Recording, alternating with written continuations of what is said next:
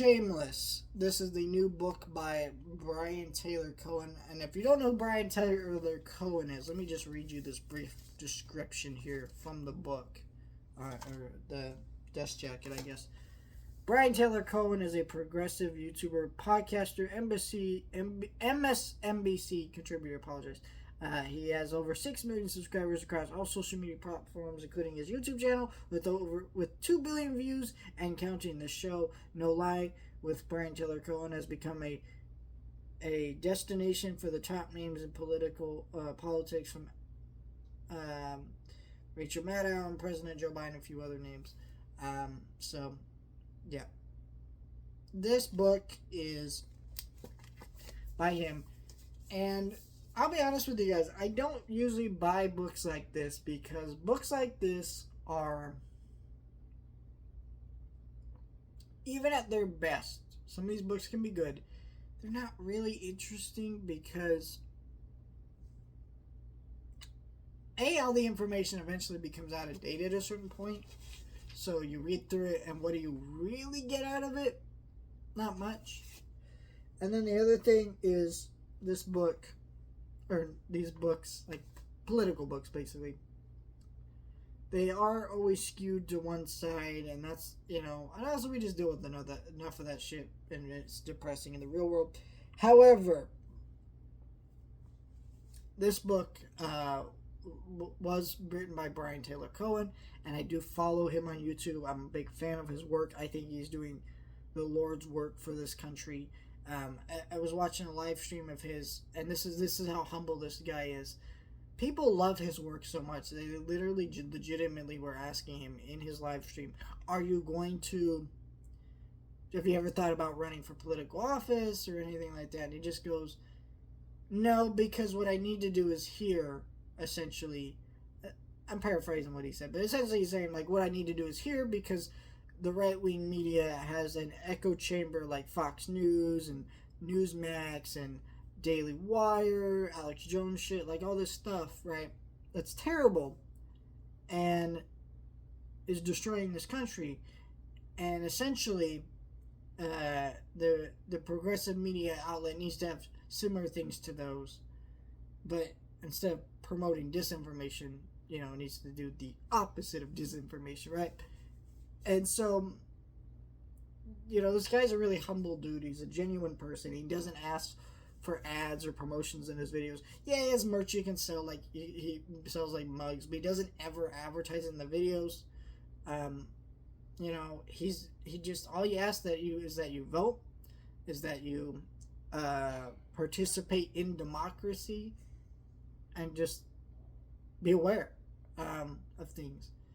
And so, I don't know, when he was promoting this book, he also offered you, if you pre-order the book, you get a signed metal book plate, which I'm still waiting on mine. But essentially, this guy is a really wonderful person, like genuinely. And so I bought this book, and it's 180 pages, but really less than that, because like 180 pages, like there's some notes in the back and some annotations, things like that. But for the most part, this is like less than 80 pages. It was $20. I bought this book, and I'm a very slow reader. I don't read through books very quickly, but I read through this book, I want to say, in about 5 days. I read about 2 chapters. I started out wanting to just read 1 chapter a day. There's 8 chapters. So I thought it was going to take me almost 2 weeks, right? I read through this in 5 days, ended up reading 2 chapters a day because it's just that good of a book. This book, I think you really don't understand how great it is till you get to the end of the book, because when you read through this book and you read through the first chapter, I think does a great job of introducing you to certain things, like showing you how FDR, Nixon, or Reagan kind of set the tone for the current Republican Party. And that's what this book is about. The current Republican Party and how they are currently trying to break the government and then tell you it doesn't work. And then therefore you believe the government can't work, so they can basically take it over for themselves. And it's about how we need to stand up for that, continue to vote and do better and have hope and optimism for the future, because that way of thinking is being rejected currently by the American people. And we also need to be ones that are continuing to reject these notions and these ideas. And that's kind of what the thesis of the book is, right? But so the first chapter is that.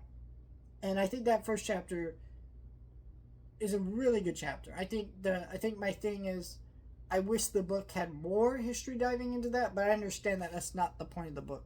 Then I get to chapter 2 and 3 and 4, and I start to get a little bit less interested, because it's a lot of repeated information. Especially if you watch his videos, you know a lot of what Marjorie Taylor Greene says, what like Jim Jordan and Mike Johnson, a lot of these just disgusting, deplorable people who just are some of the worst human beings. Especially Marjorie Taylor Greene, like, dear God.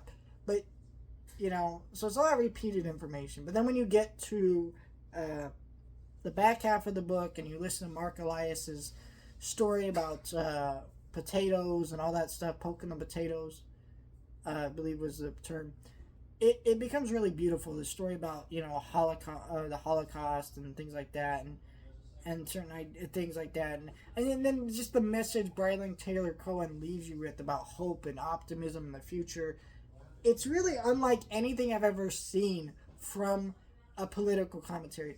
So many political commentaries are so much like fear and dread and trying to stoke up that fear and that frustration, which they want you to have so you keep clicking and coming back. But at the end of the day, that is not this dude's goal. This dude's goal is to preserve democracy, get you out to vote, and get you to remember that we all still have a fighting chance in this. And it's really beautiful. And I think this is an incredibly well-written book, from the perspective of someone who clearly loves his country. I mean, there's paraphrases of him talking about how when he was a teenager, he was already into progressive policies and already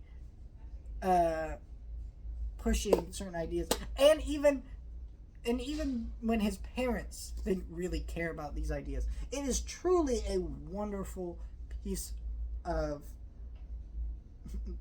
paper here, I guess. I don't know where I was going with that, but it is fantastic. Please read Shameless. I don't usually review these kind of books, but I had to after reading it, especially. But I was also planning a review because I'm a fan of the dude's work, and I do want to see him hit that New York Times bestseller list. It is great. Please read Shameless.